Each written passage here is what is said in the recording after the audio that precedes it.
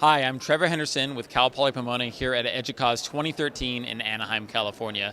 It's day 3 here, and as you can see behind me, the convention center is busy and exciting as people get to network and attend a lot of great sessions. Let's get things started and talk with some higher education IT leaders.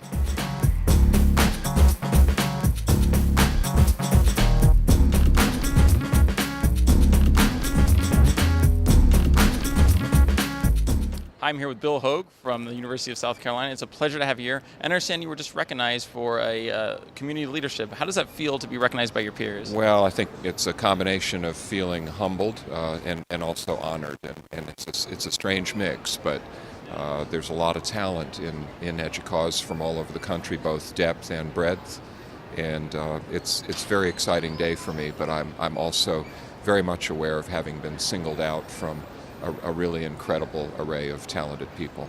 It's a new position, and I'm responsible for strategic planning and collaborative work across a spectrum of teaching and learning with technology that goes all the way from technology in the classroom to flipped classrooms to hybrid online programs to fully online programs, and MOOCs is a small part of that. Of course, MOOCs, even though it's a small part of the job, is not taking up most of the time. But I'm also looking for ways of getting people across the campuses to recognize commonalities between the campuses, places for efficiency, and places for learning across all of them.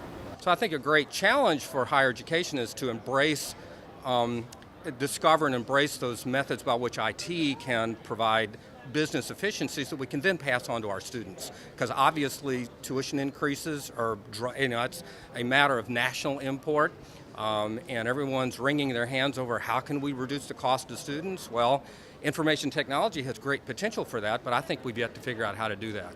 Rich media is where we're going. Administrators, faculty, and certainly students want to use video to communicate.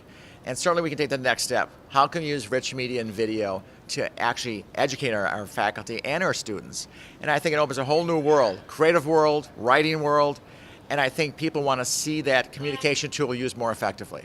I think MOOCs are just very interesting because they're forcing us to ask those questions about what does it mean to have a credit, what does it mean to credential, what does it mean to do instructional design. So I think some of those very important questions that underlie that entire spectrum of activities of teaching and learning with technology, those questions are all being brought to the forefront by MOOCs. Personally, I see them as another tool or another opportunity that we have to, reach more people. And I think some universities will see it as part of their outreach mission, to make education available more widely and to use, the MOOC environment to do that.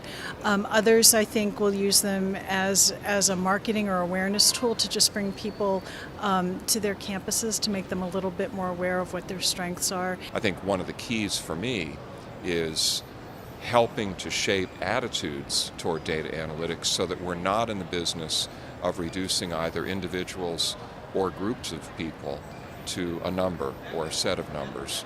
Maybe it would be data analytics or predictive analytics with a heart and with a soul and with a context. What do these things mean? Some of the technologies that I think that are exciting and brand new would be tablets in the classroom, a lot of use of technologies in active learning spaces. We're just starting to explore what that means in terms of wireless capabilities and how we can best utilize those learning spaces and see what new technologies we can be using in them. My advice to people who want to advance in their career is to get involved in the profession and to find a mentor.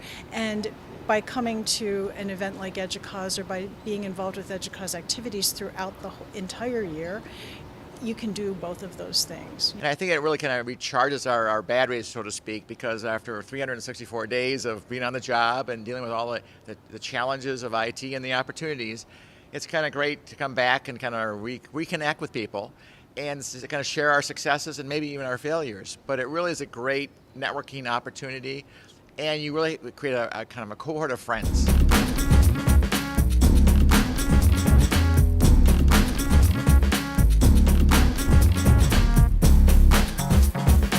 Well, Well, I had a great time here in Educause 2013 in Anaheim, California. It was a beautiful trip. We got really good feedback and comments from all the people we interviewed, and we really look forward to seeing you guys all next year in Orlando for Educause 2014.